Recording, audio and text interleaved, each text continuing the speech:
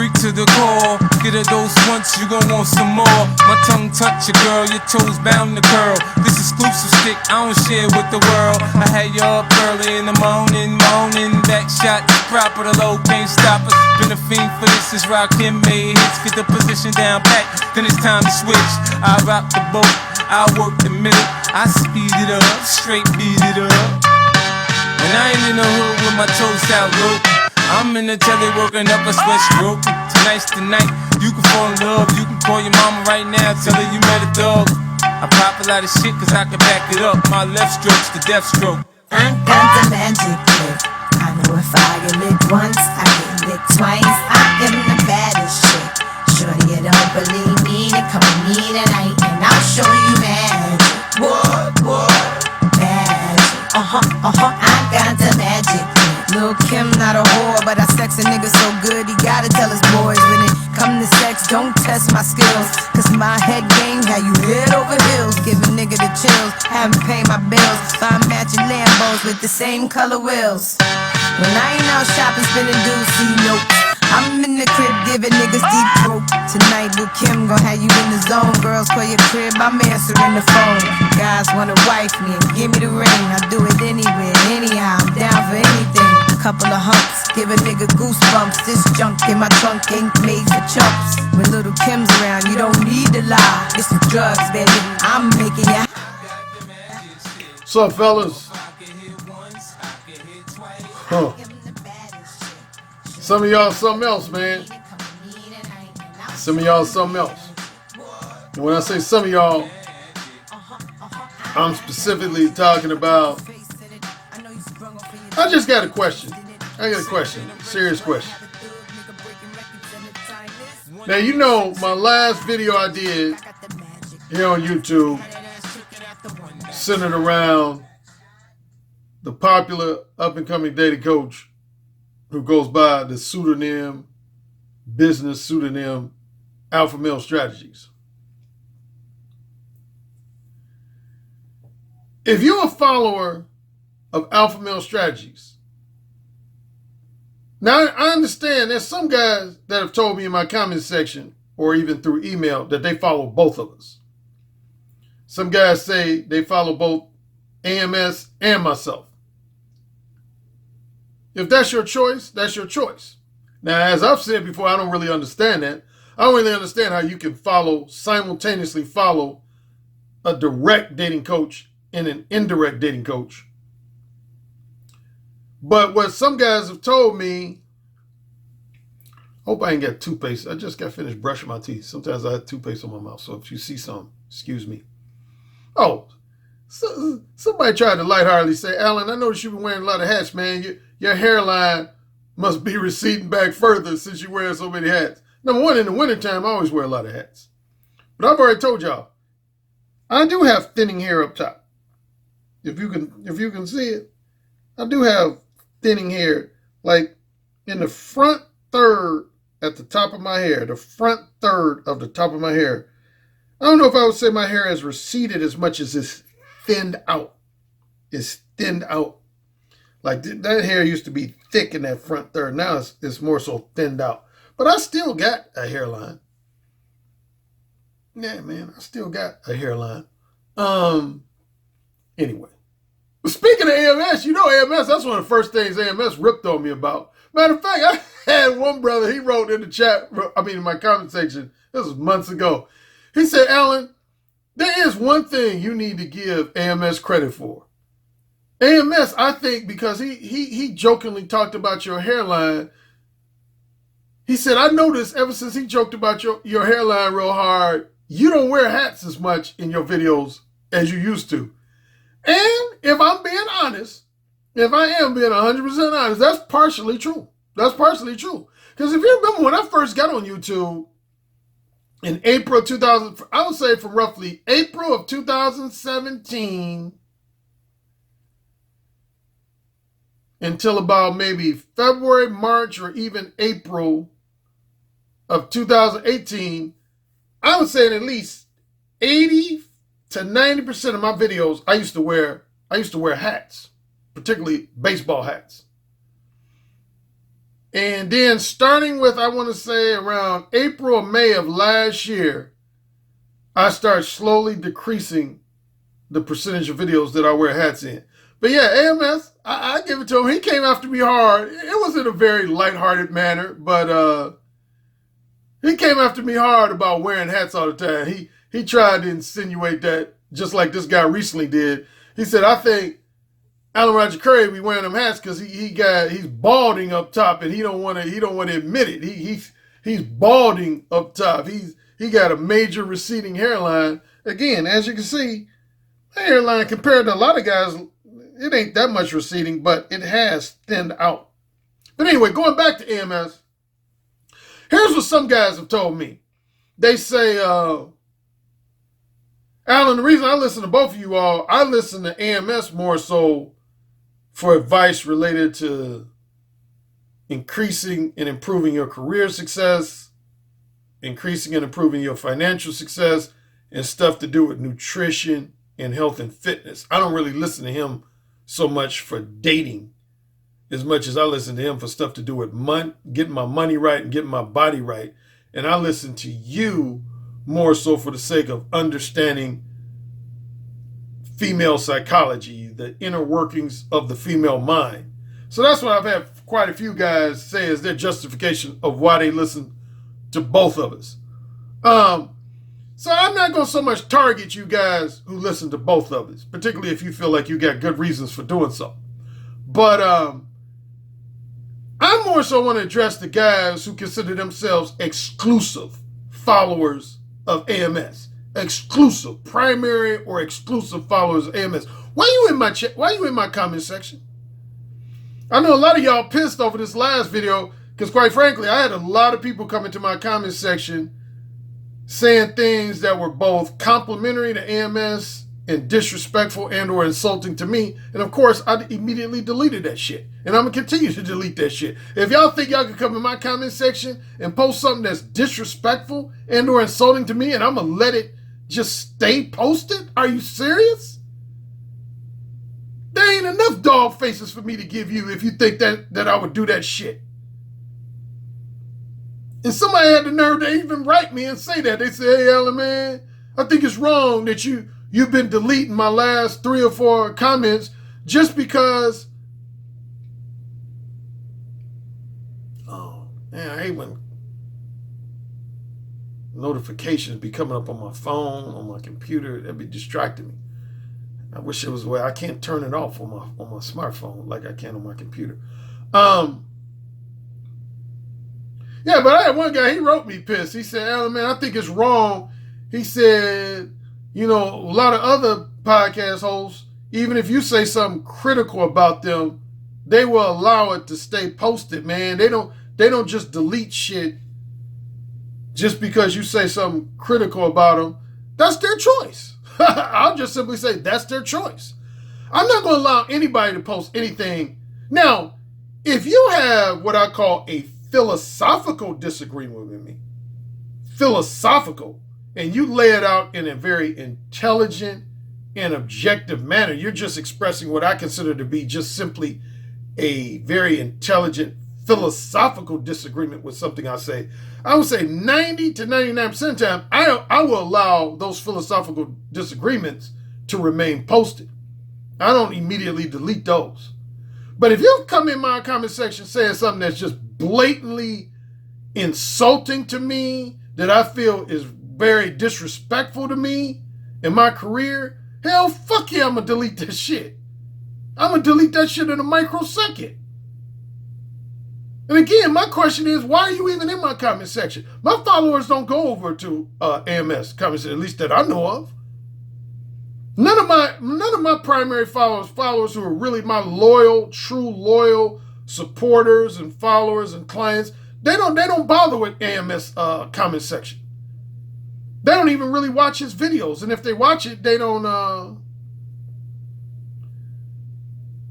go in his comment section trying to defend me and at the same time insult him.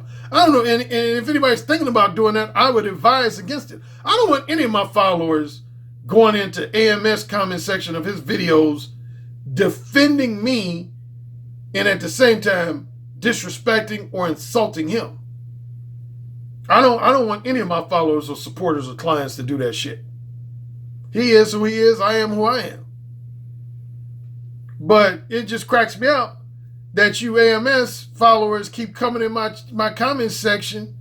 Anytime you hear that I mention his name, y'all come in my comments section trying to simultaneously defend him and disrespect and insult me. So yeah, anyway, man, yeah, I'm gonna delete that shit, man. Another thing on my last video and people talking about AMS. You know, I've been getting this for the last few months. Guys say, man, you know what I think, Alan, man? I think you just jealous, man. I think you jealous of AMS because he got more YouTube subscribers than you. His videos have higher views than you. And he got more Patreon subscribers than you. I think you jealous, man. I think you jealous. Insert dog face here.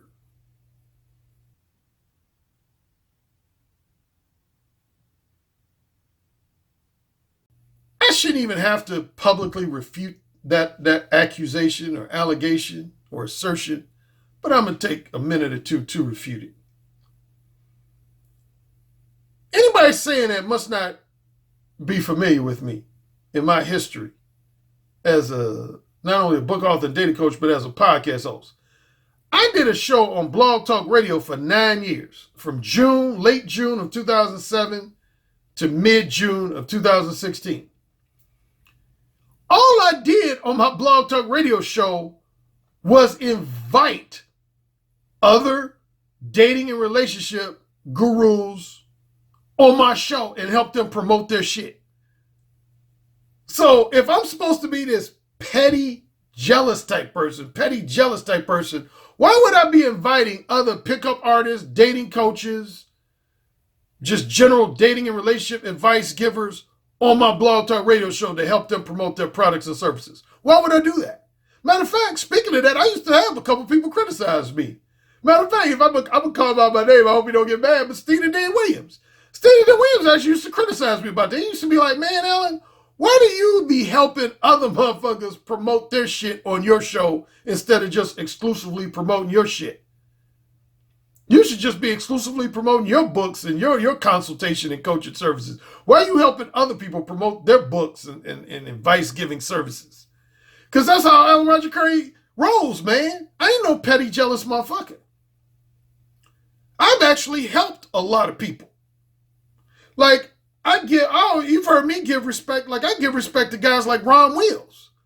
When I was first starting out, Ron Wills was trying to help me.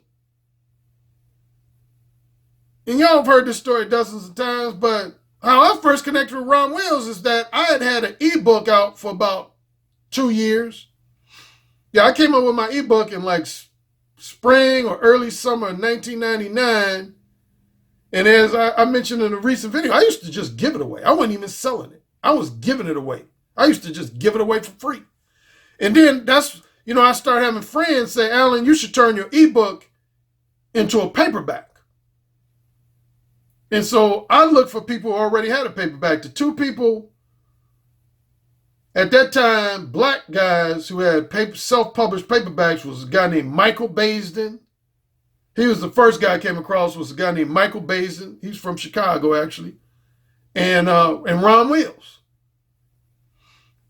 And I actually contacted both of them. Michael Baisden, he didn't really write back. He had some assistant write me back, but he didn't really respond. But Ron Wills was nice enough to respond, man. He gave me some advice on, because again, like nowadays, I wouldn't have sought out Ron Wills' advice, because nowadays it's fairly easy for anybody to get a self-published book. It's not that hard. It's not that expensive. But back in like the 1990s, and very early 2000s, shoot, it was expensive, man, at least by my standards. For somebody who had a lot of money, they probably wouldn't consider it expensive.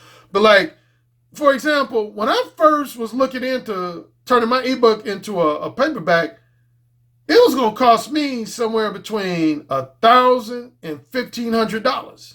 Now, again, for guys who are rolling in money, that ain't that much money. But y'all know my history, man. Most of my 20s and 30s, man, I was broke. And I didn't have just $1,500 laying around to publish no paperback. So anyway, that's what it caused me to seek out Ron Will's advice on, how he got going with self-publishing. But he was nice enough to, give me some words of wisdom about that process. And so, I've turned around and helped a lot of guys. And speaking of helping out guys, here's what's going to floor a lot of you motherfuckers, particularly you AMS fans. Now, AMS, he probably got too much egotistical pride to openly admit this and acknowledge this.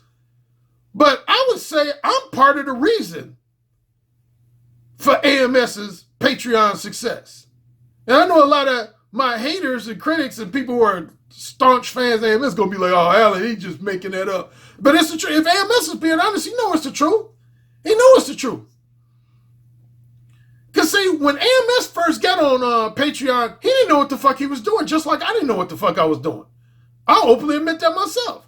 Like, I got on YouTube in early April of 2017, and I developed a Patreon page in roughly mid-April of 2017. The two people who encouraged me to start a Patreon page was O'Shea Duke Jackson, and believe it or not, my arch rival, or nemesis, or whatever you want to call him, adversary, Mumia Obsidian Ali. That's when we were still cool. Him, Mumia Obsidian Ali, and O'Shea Duke Jackson were the first two guys to encourage me to start a Patreon page. And I didn't really know much about it.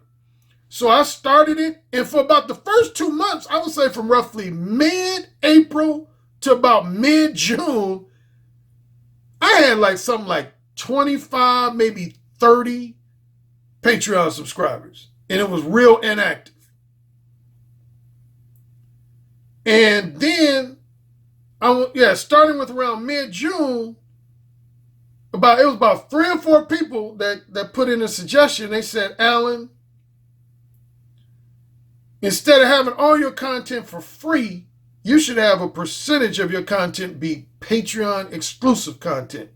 Patreon exclusive content. Speaking of that, I've had a few guys ask me, they say, Alan, man, it seemed like in recent months, man, you've been doing a lot of free content and not that much Patreon exclusive. So, if you remember last year, I had different months where some months were Patreon exclusive and other months I had a mixture of both. This is what I'm going to do. This is for my Patreon subscribers. At least 2 months and possibly 3. There's going to be at least 2 months coming up where I'm going to do nothing but Patreon exclusive content. That's going to be April and September. April of this year and September of this year, I'm going to only do nothing. For the whole month, I'm going to do nothing but Patreon exclusive content. I ain't going to do no content that's free to the general YouTube public. So April and September. And then there's going to be 90 to 99% chance there's going to be one other month, if not a full month, a 4-week period. Like I remember last year, there was a 4-week period between mid-July and mid-August where I didn't do any YouTube content because I was doing a lot of traveling and doing one-on-one face-to-face coaching sessions. So there's going to be at least 2 full months, April and September, and then another designated 4-week period where I'm going to do nothing but Patreon exclusive content. But anyway, yeah, man. That's when my Patreon first got going, was starting with around mid to late June of 2017. Because that's when I first started doing Patreon exclusive content. Matter of fact, if there's one of those few guys who suggested that to me that I'll highlight by name, was BGS Immore. BGS Immore was one of the guys. He's a black male podcast host here on YouTube. He was one of the ones. It was about probably 4 or 5 guys who threw that suggestion at me, but he was one of them. He said, Alan, I think you should have Patreon exclusive content. That's going to attract more people to your Patreon page. So anyway, guess who gave that same advice to Alpha Male Strategies? See, this just shows you, and I'm going to pick on AMS again, man, because I just got to say it, man. He does a lot of stuff and says a lot of stuff that falls in the category of wishy-washy, contradictory, and hypocritical. Wishy-washy, contradictory, and or hypocritical.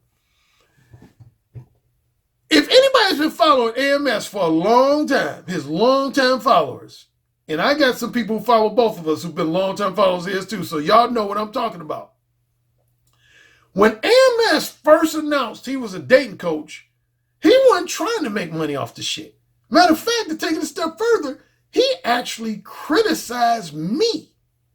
He literally criticized me for charging money for my advice. He said, man, I don't remember the exact words, so I'm going to be paraphrasing, but basically AMS came at me like, man, I don't believe in charging guys for dating advice, man. I believe in giving them advice totally for free. I make money as a fitness trainer, as a health and fitness personal trainer. I don't need to make money off of dating advice. I'm willing to give guys dating advice for free. Guess who was the first major person to change his mind? Again, because of his egotistical pride, he ain't gonna probably admit that, or he might surprise me and admit that. But I was the first person. I remember it was around February. Yeah, it was this month. It was about a year ago. It was February of last year. It was one of his videos. I was in his comment section. I can't remember what video. If it's still up, I'll look for it. I can't remember what the title of was the video, but it was one of his videos in February of last year. Or it could have been somebody else that interviewed him's comment section. But anyway, he was criticized. He was actually criticizing me for charging money. And I basically told him, I said, man, if you ain't charging no money for your dating advice, then you're not truly a dating coach then. If you're not earning a living from being a dating coach, either part-time or preferably full-time, then how can you really call yourself a dating coach? I said, you're just a YouTube personality that's just repeating and regurgitating other people's dating advice. I said, that's basically what you are. I said two things. I said, in order to call yourself a true dating coach, I said, ideally, you should have at least one ebook or one paperback. That's number one. You should have at least one ebook or one paperback. And sure enough, in the latter part of last year, he finally came out with an ebook, a paperback, and an audiobook. But that's the first thing I told him. I said, in order to call yourself a true dating coach, you should have at least one ebook or one paperback with some dating advice that is unique to you, which I still don't feel like he's accomplished that goal. I feel like no less than 95% of his advice is stuff he repeats and regurgitates from other people. But that's the first thing I said. I said, you need to have at least one ebook and one paperback that contains a large portion of advice that's unique to you, that you can't read in no one else's book, no one else's ebook or paperback, that people just strictly associate with you. I said, that's number one. I said, number two, you got to be making money off the shit. You got to be making money off those books. You got to be making money off of consultation sessions, coaching sessions, exclusive videos. You got to be making money off the shit. And then specifically, I said, I'm going to your Patreon page. At that time, he had like about 40 Patreon subscribers. But his Patreon page was real inactive. And I was the one who told him. I said, the same advice that was given to me, I turned around and gave it to him. I said, man, instead of having all your content for free, you need to have some videos that are Patreon exclusive videos. And to his credit, he actually thanked me at the time. I thought he was going to come back and say, oh, fuck you, man. Fuck you and your advice. But he actually said, he wrote back at that time. He said, okay, I'm going to keep that in mind. Thanks for that advice, Alan Roger Currie. He said, I appreciate you giving me that advice. Sure enough, I want to say within a month, no more than 2 months after I gave him the advice, that's when his Patreon page blew the fuck up. That's when his Patreon page blew the fuck up. Because of my advice. Once he started doing Patreon exclusive videos in addition to his free YouTube videos, that's when his Patreon subscribers, the number of Patreon subscribers, went off the roof. So, this is going to be my final comment about him, or at least for a while. Definitely in this video, before I move on to the main topic. But here's the final thing I'm going to say about AMS. Going back to the whole jealousy thing. Alan, I think you're jealous of them. Here's what y'all don't realize, man. I mentioned this at least once before. AMS has not stolen any of my followers or subscribers. Because I keep track of my numbers. He has not stolen any business away from me. Like a lot of people in their own way try to imply that I'm jealous mainly because they feel like he might have stolen some of my business or some of my potential. No, he hasn't.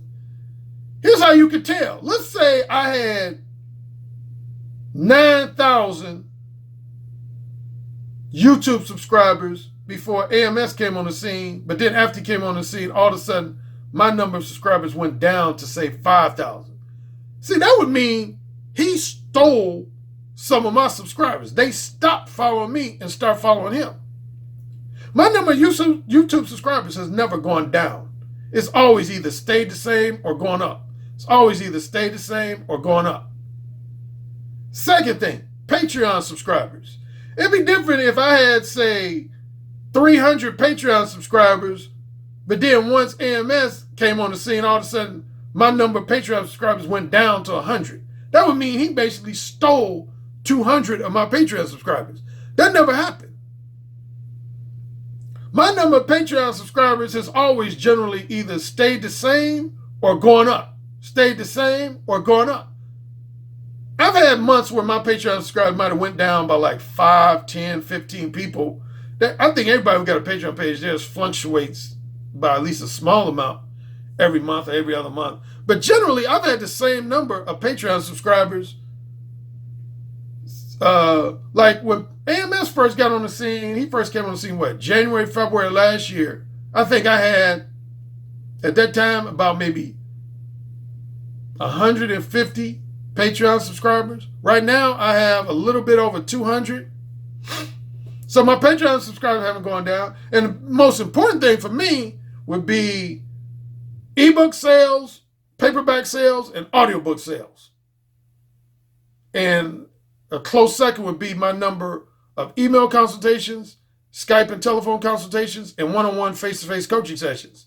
Now, if all of those say were to go down after AMS, then yeah, I would genuinely be concerned. I'd be like, damn, you know, I used to have this many book sales or this many Skype and telephone consultations or this many one-on-one face-to-face, but it's gone down since AMS came on the scene. But that ain't been the case. That ain't been the case. All of my important numbers have either at minimum stayed about the same over the last year, and in most cases they've gone up. Like again, I had my second best month for audiobook sales in December of last year. That was my second best month ever. Yeah, all of my audiobook sales numbers have increased over the last year. My one-on-one face-to-face coaching sessions have increased over the last 2.5 years. So, bottom line, what he's done, to his credit, he's created a whole new market. He hasn't, if you know about business terms, market share, he, in simple business and economic terms, he hasn't stolen any of my market share away from me. What AMS has done has created his own individual market share. You could say he's serving the needs of guys who felt like their needs weren't served. That's what he's done. So anyway, I just had to get that out off of my chest. People might be saying, oh, Alan, why are you spending 20, 25 minutes talking about AMS again, man? Because I'm the biggest thing, number one, I'm tired of his people coming in my comment section. If you're a fan of his, stay in his comment section. Why are you even worried about anything I'm talking about? Why are you even worried about anything I'm talking about? That's what I want to know. Why are you even worried about anything I'm talking about if you call yourself an exclusive AMS fan? Why are you worried about what I'm talking about? I can say whatever the fuck I want to about him. Just like I used to do on Blog Talk Radio with Yad. Yad was the Blog Talk Radio equivalent to what AMS has been for me on YouTube. Yeah, I used to go, the number one person that people used to listen to my Blog Talk Radio show, if there was one other dating coach or PUA I used to always mention in a lot of my episodes was Yad, man, from London. I used to go in on Yad all the time. I probably over the years, I probably went in on Yad 5 times more than I've gone in on AMS. Yeah, I used to go in on Yad all the time, man. We first crossed paths in London in November 2010. Okay, now to the main. See, this is, I get also bring his name one more time. Hey, this is one of the things he used to criticize me about, what I'm just doing in this video. He said, man, this is when he used to be in my conversation. He said, Alan, man, you have a lot of videos where you'll have a certain topic as your video, but you won't get to your main topic until like 20, 25, 30, 35 minutes into your video, man. What's that about, man? He's like, you have too many rambles and digressions, man. You need to get straight to your whatever the topic of your video is. So yeah, I just did that with this video. But I don't give a fuck. That's just who I am. If y'all don't like me, stop following me. Stop watching my videos. But here's what I want to talk about. I had a guy write me, and I've had a few guys over the last few months, even a few years, write me about this. Guy wrote me, he said, Alan, a lot of guys crack me up when they're about to criticize me, they start off complimenting me. Which is probably a smart thing on their behalf to do. So I'll pay more attention to what they have to say instead of them just coming out criticizing. Hold on a second.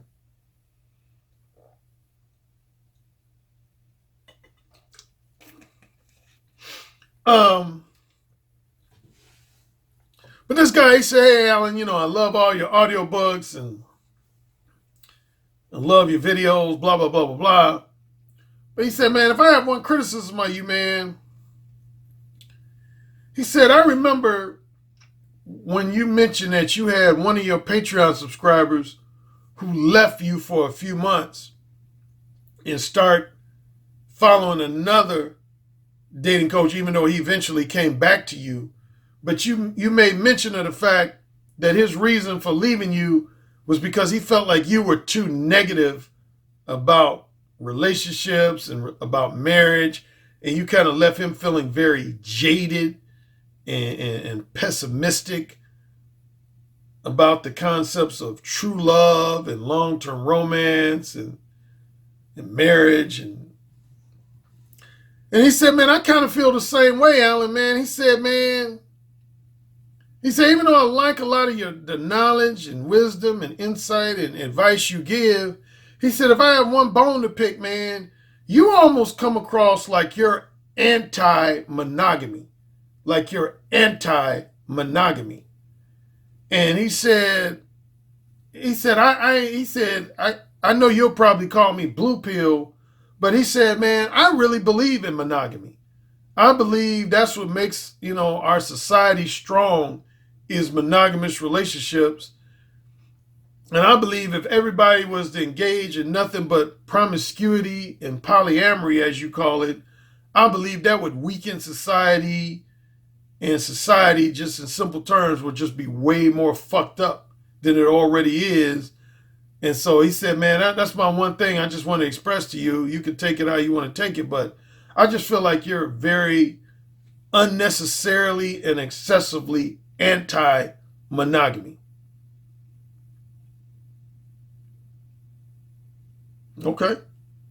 I already wrote him back, but, he knows who he is. So here's what I will say publicly about it. Like I said, I already responded privately to this guy, but here's what I'll say publicly about it. You've always heard me mention this book, Marriage, a History. Marriage, a History.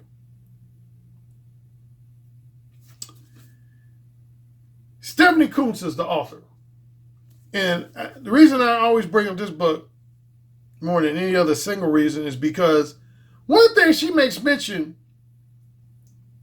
is that, see, a lot of you naive guys, men and women out there, members of both gender, two things y'all make the mistake of thinking about monogamy.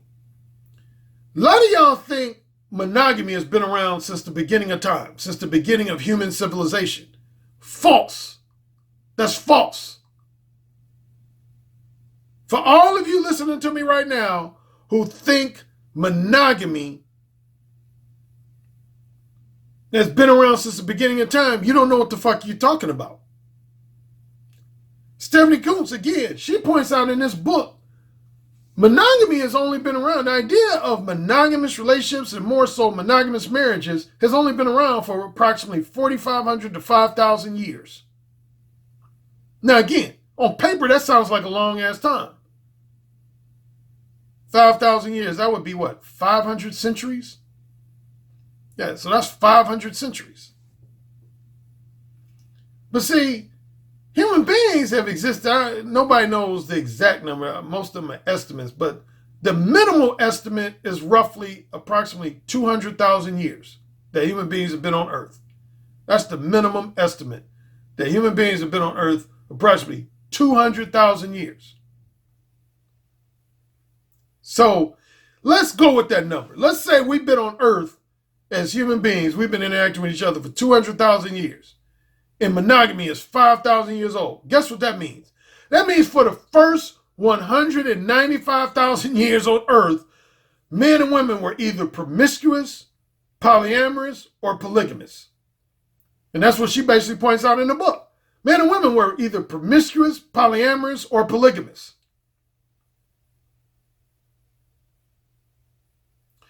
Here's a simple fact, man, that a lot of y'all don't understand or don't want to understand.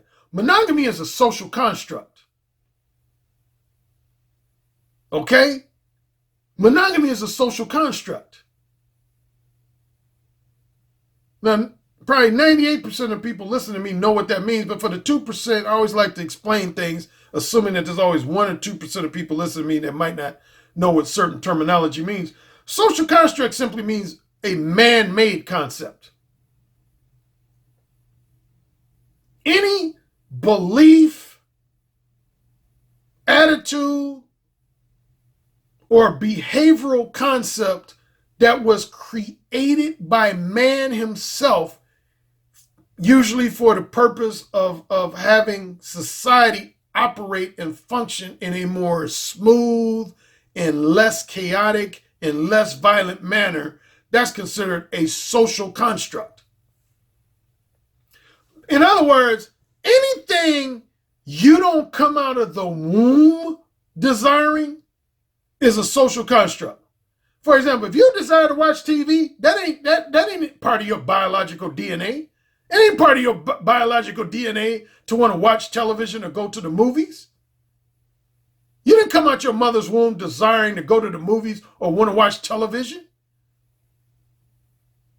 You didn't come out of your mother's womb wanting to read a good book or read a magazine.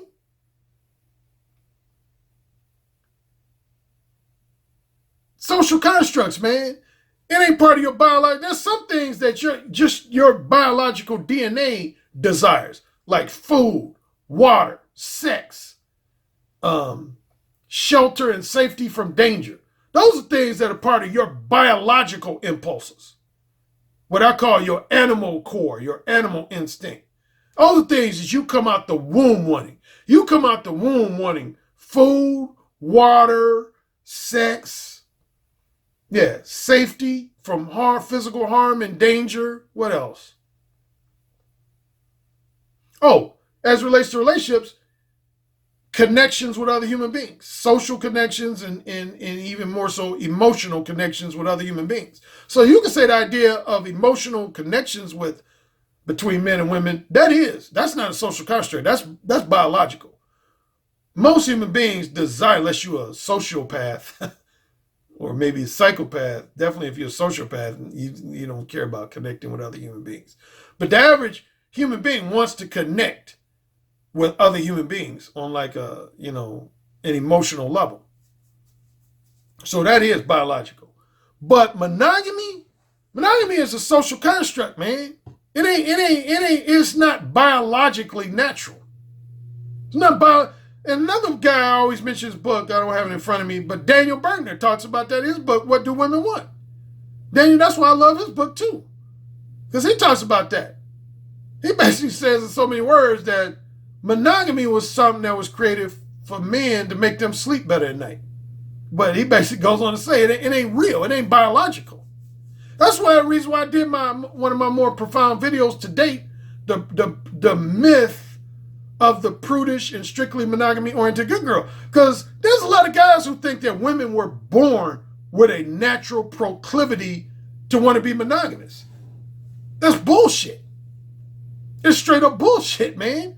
No man or woman is born with a natural tendency or natural proclivity to want to be strictly monogamous.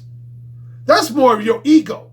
That's a combination of your ego and social programming. Your ego and social programming is what wants monogamy. Your ego and your social programming is what leads you to want monogamy. Basically, you want to know how monogamy first came about? And this is explained by Stephanie Kuntz in her book. It had nothing to do with the idea of true love or long-term romance. It had to do mainly with two things: property and paternity. Property and paternity were the two main motivating factors for monogamy. Because we had reached a stage as human beings where a lot of human beings were starting to own and accumulate liquid assets and material assets. Liquid assets and material assets. And they knew that if they died, they wanted to transfer those liquid assets and material assets to somebody. And so a lot of people in society felt like, let's say you had a man with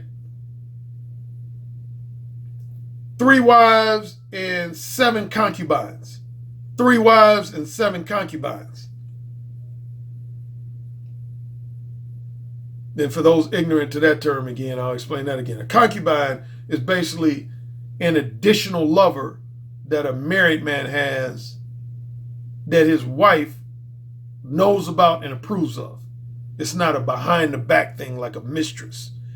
Yeah, anytime you married, if you got a wife and you got additional lovers that your wife knows about and generally approves of, that's a concubine. In even more technical terms, a concubine typically will live with the married couple. They'll actually live in the same household as the married couple. I know some guys personally who have concubines. Like, I got at least one frat brother who has a concubine. He has a wife and he got like 3 concubines.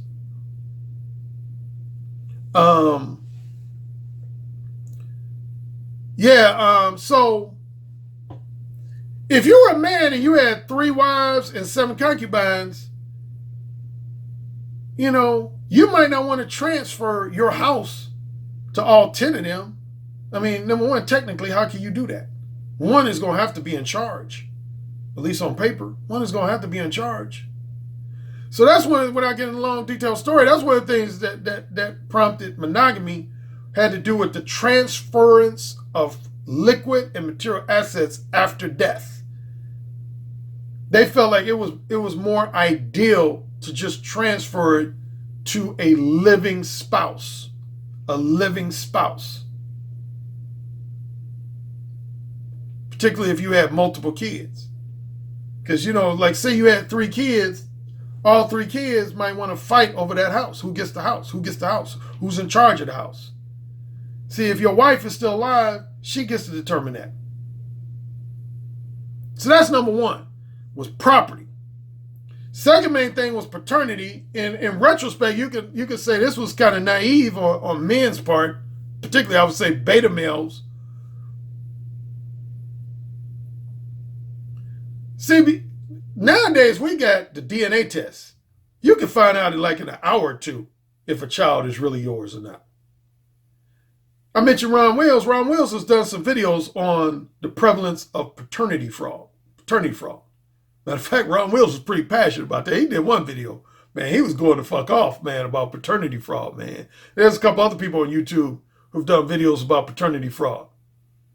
Yeah, man, I mean, think about it. That's one of the most fucked up things I think any man can experience, man.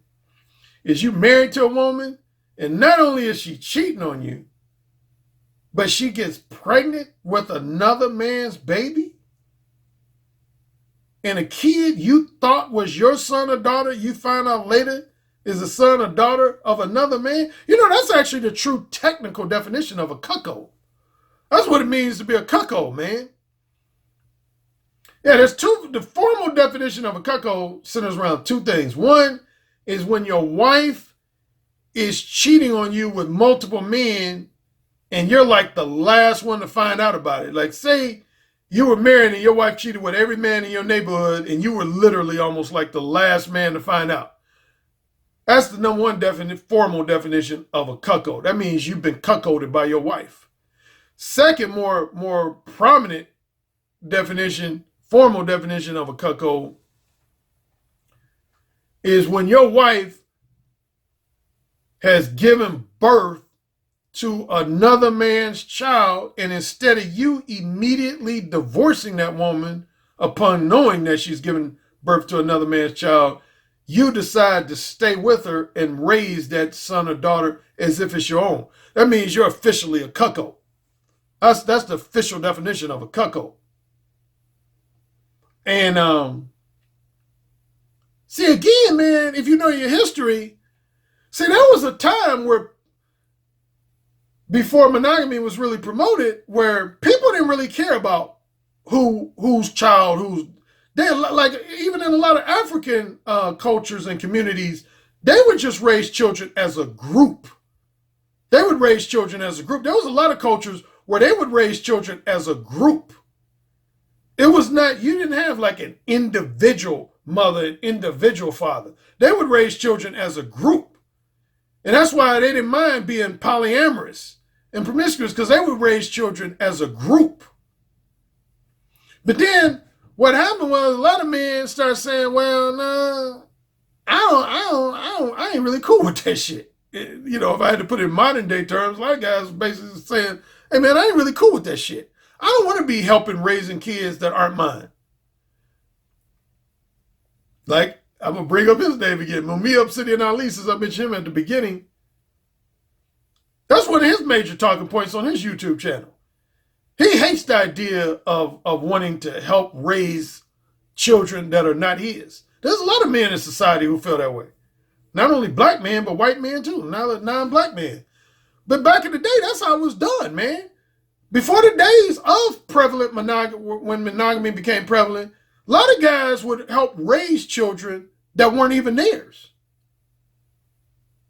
Like, okay, I give an example. In some cultures, you might have a certain percentage of guys who were like warriors, who would look out for the culture, go fight battles and shit.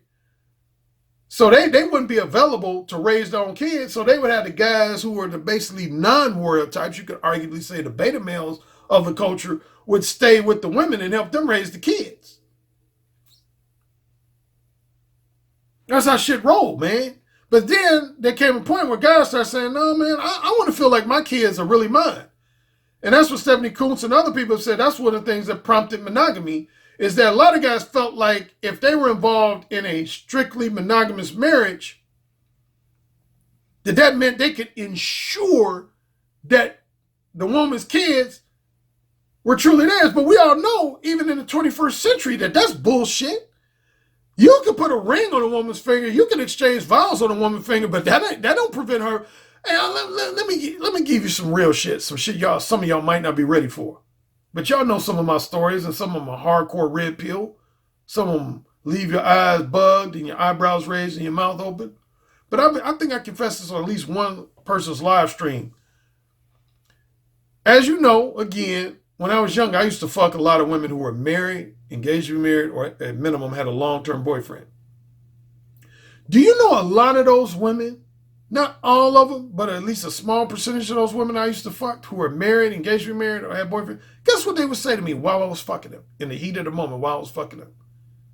They would say, get me pregnant, baby, get me pregnant, get me pregnant. And I'd be looking at them like, bitch, you married, or bitch, you engaged to be married, or bitch, you got a boyfriend. They didn't give a fuck. Now, they usually wouldn't say it if we weren't fucking. Like, if we were just in normal conversation, I can't think of a time they would say that. But when they were in the heat of the moment while we were fucking, they would say that. They would literally say that. They would be like, oh, take off that condom and, oh, get me pregnant. I want your baby. I want to have your baby. I want to have your baby. And me and my husband will raise it. But I want to have your baby. Like, if y'all remember one story I told, when I was in grad school, right before I got in grad school at Indiana University in Bloomington, Indiana, I had a woman who ended up being like a major stalker. Like I'm talking about Glenn Close and Fatal Attraction type stalker. And this chick was engaged to be married, but yet she was stalking the shit out of me. And we was fucking like rabbits until I found out that she was engaged to be married. And then actually I started leaving her alone after that. And then that's when she started stalking me. Anyway, that's another story for another day. But she's one of those women, man. I remember, man, this woman wanted me to get her pregnant real bad. Like real bad. Like she pretty literally like begged me to get her pregnant. And she was engaged to be married, man. She was engaged to be married, but she wanted to get pregnant. Matter of fact, here's what was all kinds of fucked up. And here's a tip for you guys. Hey, man, if you're fucking a woman that you know for a fact you don't want to get pregnant and you're using condoms, number one, you should be using condoms. That's number one. Number two, if you do use condoms, make sure you flush that shit down the toilet, man. Don't put that shit in no garbage can, bro. Don't put that shit in no garbage can, man. Put that shit in the toilet. Because, man, this particular chick I'm talking about, one time we was fucking, man, and like probably 95% of the time I fuck with a condom. I do usually put it in the toilet and flush it. But I'd say at least 4 or 5% of the time, sometimes I would just throw it away in the garbage, man. I got finished fucking this chick. And I inadvertently put my condom in her garbage can. Then I walked out the room. Then it hit me. Like about a few seconds after I walked out the room, I said, wait a minute. That bitch wants you to get her pregnant. Sure enough, man, I am not making this up. Sure enough, right when I kind of rushed back into the room, this bitch was looking through the garbage, getting ready to take my condom out. She was digging through the garbage, getting ready to take my condom out, man. I had to literally take it from her, man, and flush that shit down the toilet. She was going to take that, there's been infamous stories about that. That's how a lot of women have actually gotten pregnant. There's some women, that's how they've gotten pregnant. Is they took a guy's cum out of the condom and put it in their pussy, man. There's one real quick. There's an infamous story I heard a few years ago when I was doing my Blog Talk Radio show about a woman. She sucked the guy's dick, held the cum in her mouth, and then put the cum in her pussy, and she ended up getting pregnant. The dude had never even fucked her. All he did was let her suck his dick. But she took the cum out of her mouth and put it in her pussy, and she got pregnant. I'm telling you, man, there's some scandalous women out there.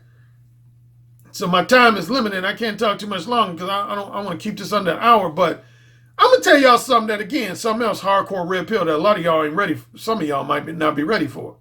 But I'm going to tell you this, man. Yeah, I've talked about this, I feel like, at least once or twice before. Or at least hinted at it or alluded to it.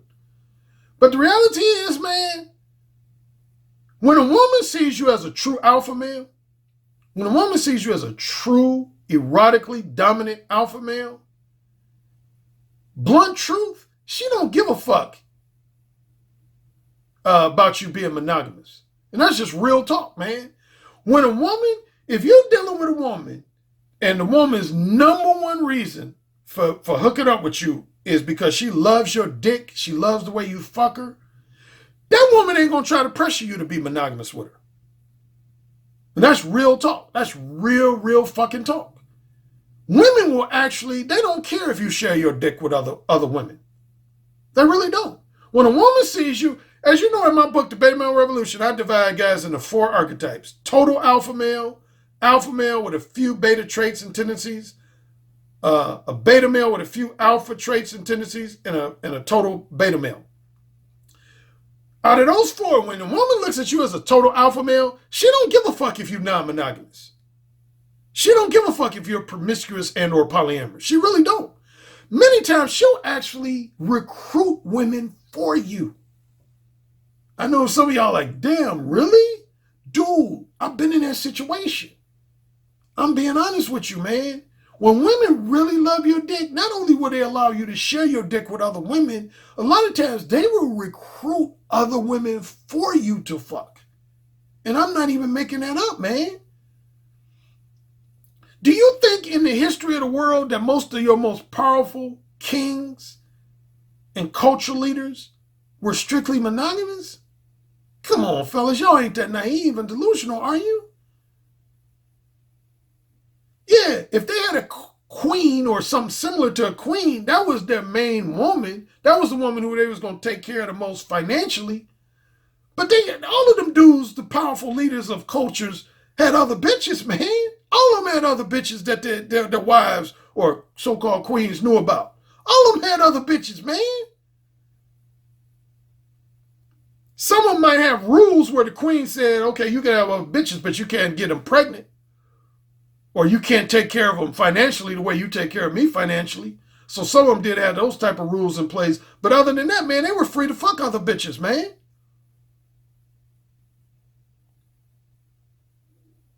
Yeah, man, most women, man, if they really respect you as an alpha male, they don't care if you fuck other women.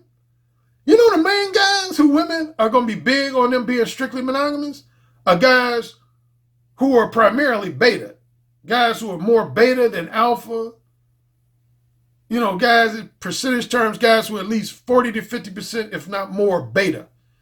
See, I'm going to tell you the simple reason. I'll explain this, I think, in at least one other video. Here's why women don't like for beta males to fuck with other women. One of the main reasons why women love beta males is because they're easy to influence. They're easy to control. They're easy to manage. They're easy to manipulate. In some cases, easy to dominate. That's over half the reason why women love beta male types. Because beta males are easy. It's easy for them to influence your behavior, easy for them to control your behavior, easy for them to manipulate your behavior, easy for them to browbeat your behavior, easy for them to get along with you with not too many arguments. So what does that mean? What does that mean? Before I tell you, think about it. What does that mean? You should be able to figure out, before I even tell you, why a woman don't want you fucking around with other women. Doom, doom, doom, doom, doom, doom, doom, doom, doom, doom, doom, doom, doom. That's the Jeopardy song. Okay. See, women don't want beta males to be strictly monogamous because they don't trust what I call the pussy influence of other women. Get that? Get it? They don't trust the pussy. Okay, let me give you a simple example. Let's say you're a woman and you're married to a beta male that makes $1 million a year. And that guy buys you anything you want. Buys you clothes, cars, just generally takes care of you financially. Okay? And you know as a woman, you know as that guy's wife or girlfriend that the reason why he's taking care of you like that is because you whooped that pussy magic on him. You got him sprung. He's pussy whipped. Your good pussy has got him in a hypnotic spell. Why would you want to take a chance at him experiencing some pussy that might be better than yours, and then he decides to stop taking care of you financially and take care of this other woman who got even more magical pussy than you do? Why would you want that? Seriously, if you're a woman who know you've influenced this guy mainly through your pussy, your beauty, your sex appeal, and your pussy, why would you want to risk that guy experiencing the magical pussy of another woman who's going to be able to influence him more than you currently are? Control him better than you do. Bully and browbeat him better than you do. Manipulate him better than you do. Why would you want to take a chance at that? You're not. You're not. You understand that? You fellas understand that? You ain't going to want that. That's why women don't like beta males. That's why women are going to put more emphasis on a beta male being strictly monogamous to them than an alpha male. Because see, that's one of the main differences between an alpha male and a beta male. An alpha male is a guy that's not influenced by women's beauty, sex appeal, or pussy. That's part of what it means to be an alpha male. When you're an alpha male, a woman can't just give you some pussy and then influence you to deposit $3,000 in her checking account. Alpha males don't roll that way.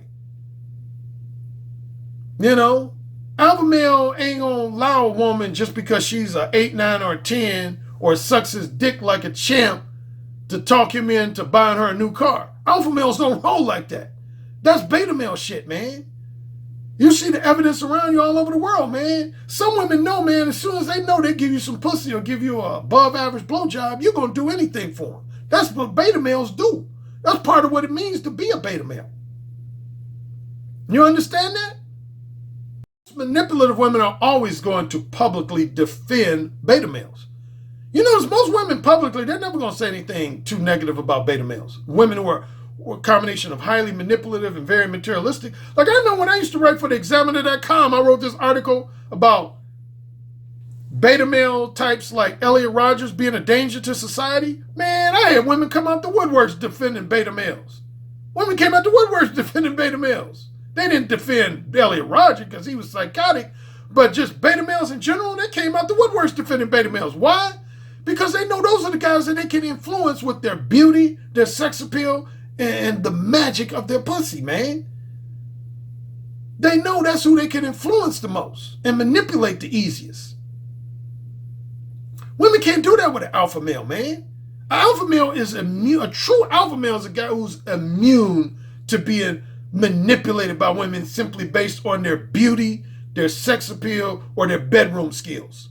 That's what it means to be a true alpha male. Like, I'll use myself honestly as an example, man. I ain't had no woman be able to talk me into buying her a new car simply because she good in bed. Shit. I barely would buy a bitch a sandwich because she good in bed, let alone a car. Shit. I've rarely in my life taken a woman on a shopping spree. Like I know guys take women out on like $2,500, $5,000 shopping sprees. I ain't never done no shit like that in my life. I ain't never done no shit. Never, 9 times out of 10, with the possible exception of maybe a future wife, I ain't never done no shit like that, man. Beta males do that shit all the time, man. That's the reason why Stephen D. Williams said, man, if all beta males were to become hardcore red pill, the economy would crash. That ain't really a joke. That's the truth. Man, women depend on beta males for their financial survival and upgrading their quality of life. Just go to Los Angeles or New York or any major city and you'll see that. Man, I told you I used to work with women, man. Their whole lifestyle was financed by sexually desperate beta males. But anyway, fact of the matter is, man, when women see you as a true alpha male, they don't put no pressure on you to be monogamous, man. They don't care if you share your dick with other women because they know that you're not going to be influenced by those other women's pussies. Like I had a woman I used to fuck around with a few years ago. She said that to me. We were talking about related to this very issue, and she said that. She said, I don't remember exact words, but in essence, what she said in so many words was she said, when I'm fucking a guy that I just love fucking for the sake of fucking, I don't really give a fuck if he fucks other women. Matter of fact, I want him to fuck other women. I want to watch him fuck other women. That's exactly what she said. She said, not only do I not mind him fucking other women, she said in some cases, I want to watch him fuck other women. And she went on to say, she said, the only guys that I tend to want to be monogamous with me are guys that I want to monopolize their non-sexual time and attention, and I want to monopolize access to their financial resources and material possessions. That's what she basically said in her own words and language. Yeah. She said the only guys that she wants to be monogamous to are the guys who she wants to monopolize their non-sexual time, attention, and companionship, and monopolize their access to their financial in other words, she don't want to share that guy's non-sexual time with any other women, and she don't want to share that guy's financial resources and material possessions with any other women. But when it comes to just sharing dick, if you're an alpha male, women don't care about sharing your dick, man. They get turned on. I was on C Boogie's show a couple days ago, man. I was talking about this on his show. I was talking about how, man, a lot of women, man, they get turned on when they know your dick is highly desired by other women. That's real talk, man. I mean, a lot of women just openly tell me that over the last 30 years, man. A lot of women, man, one of the ways I sometimes get women's pussies wet is by telling them stories about me fucking other women. Like a lot of times when I've had phone sex with women, they'll ask me, they'll say, oh, tell me about that one chick you fucked real good. They want to hear about me fucking other women. That turns them on, man. Yeah, if a woman looks at you as an alpha male, she gets turned on by you hearing your stories about fucking. She'll even want to watch you fuck other women. She'll want to watch you fuck. I've had women over the years that wanted to watch me. That's what led to a lot of my threesomes and shit. A lot of women wanted to watch me fuck other women. Now, I'm going to tell you something that's really going to blow your mind under that category. Well, technically, I've already admitted this, so this shouldn't be nothing new. Dude, I've had daughters of women that wanted to watch me fuck their own mother.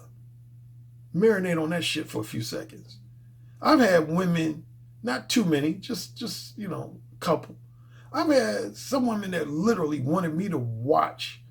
They wanted to watch me fuck their mother in front of them. That like turned them on. They was like, oh, I want to watch you fuck my mother. I know you would fuck her good. I know you would fuck my mother real good.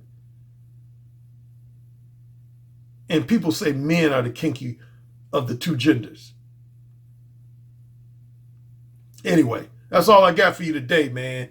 Monogamy is a social construct. Here's what I say in my book, The Beta Male Revolution. I'm not totally against monogamy as a whole. I divide monogamy into at least two categories. What I call obligatory monogamy or socially influenced monogamy, and what I call voluntary monogamy or natural monogamy. What I say in the book, Beta Male Revolution, I'm in favor of what I call voluntary or natural monogamy. In other words, when you choose on your own to be monogamous with someone. But I don't believe in being monogamous to a woman because I feel like I have to be or I'm supposed to be. I don't believe in that shit. And I never obligate any woman to be monogamous with me in that regard. I never obligate a woman to be monogamous with me. If a woman chooses to be strictly monogamous to me, of course I like that. I'm happy about it. But I never obligate a woman to be strictly monogamous because I know women's true nature too well to do some stupid shit like that. You asking to be cheated on when you try to force a woman to be monogamous with you and obligate a woman to be monogamous. You literally are asking to be cheated on. If you do that shit, you don't understand women's true sexual nature. And I do. Enjoy your weekend, fellas. Believe me, then come with me tonight and I'll show you magic. What? Magic. I got the magic stick. I know if I get licked once, I get licked twice. I am the baddest chick. Shorty, you don't believe me, then come with me tonight and I'll show you magic. What? Magic. I got the magic stick.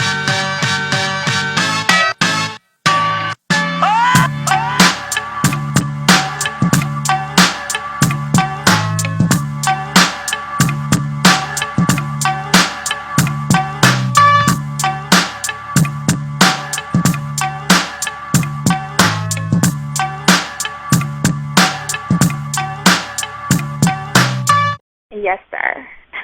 Say it again. Yes, sir. Who's the king? Alan, you're the king. Say it again. Alan, you're the king. You're dominating me. Say it again. Alan, you're dominating me right now. Mode 1. Mode 1. Daddy, can I go, please? You're the king. Say it again. Oh, you're the fucking king. Yes.